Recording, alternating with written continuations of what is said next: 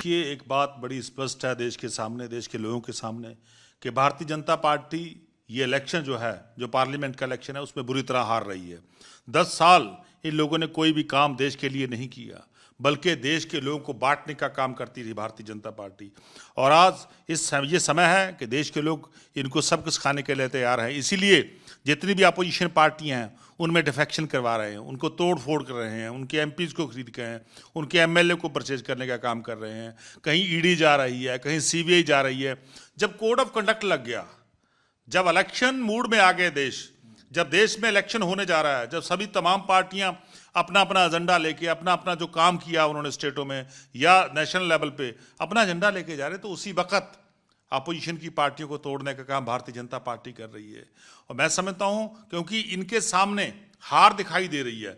इनके इंटरनल सर्वे में, जो भारतीय जनता पार्टी के इंटरनल सर्वे है, उसमें भारतीय जनता पार्टी हार रही है। इसलिए अपोजिशन पार्टी के लोगों को तोड़ रही है, इसीलिए ईडी का दुरुपयोग हो रहा है, इसीलिए सीबीआई का दुरुपयोग हो रहा है। तो मैं समझता हूं भारतीय जनता पार्टी हारेगी और आम लोग जो हैं वो जीतेंगे, क्योंकि जिस संविधान को तोड़ने की कोशिश कर रही हैं वो संविधान हमारे बुजुर्गों ने बनाया था। बाबा साहब भीमराव अम्बेडकर जी ने ये संविधान बनाया, उसको तोड़ने का यत्न भारतीय जनता पार्टी कर रही है।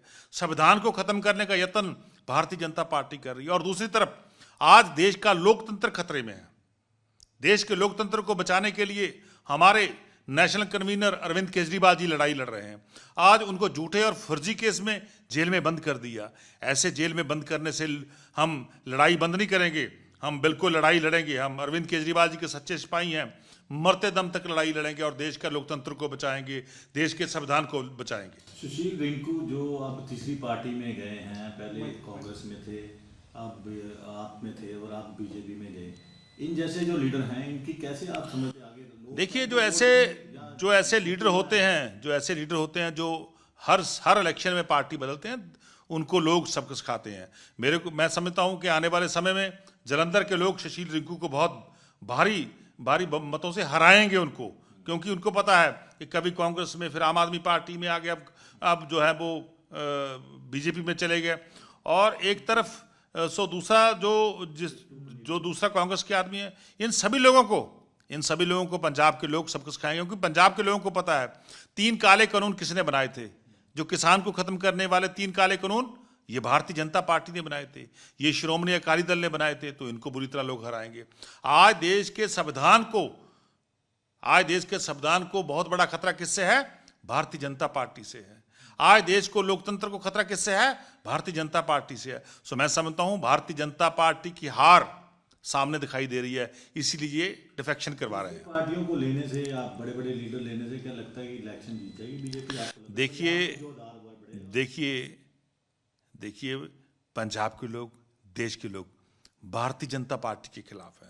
ये जितना मर्जी कूड़ प्रचार कर ले, जितना मर्जी लोगों को खरीद ले, जितना मर्जी लीडरों को खरीद ले, जितना मर्जी पार्टियों को तोड़ने की कोशिश कर ले, पर लेकिन लोग जो हैं वो भारतीय जनता पार्टी के अगेंस्ट भुगतेंगे, उसको हराएंगे। आज भी आपके 3 एमएलए ने एलिगेशन लगाया कि उनको लालच। बिल्कुल, पूरे देश में ये चल रहा है।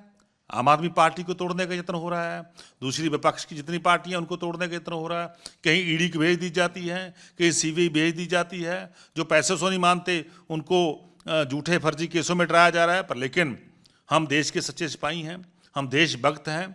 देश को बचाने के लिए, देश के लोकतंत्र को बचाने के लिए, देश के संविधान को बचाने के लिए हम अरविंद केजरीवाल जी की अगुवाई में पूरे डट के लड़ाई लड़ेंगे। ईडी का बात की, आज भी ईडी के रेड चल रहे हैं, आपके ऑफिसरों को बैठा के रखा हुआ, इन्वेस्टिगेशन कर रहे हैं। देखिए, पूरे देश में दबा की राजनीति चल रही है कि दबा के लोगों की आवाज को दबा दो।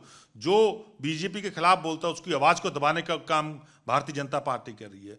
कहीं ईडी भेज देती है, कहीं सीबीआई भेज देती है। जेलों से बंद करने से देश को खत्म नहीं कर सकती भारतीय जनता पार्टी। नेताओं को जेल में बंद करके संविधान को खत्म नहीं कर सकती भारतीय जनता पार्टी।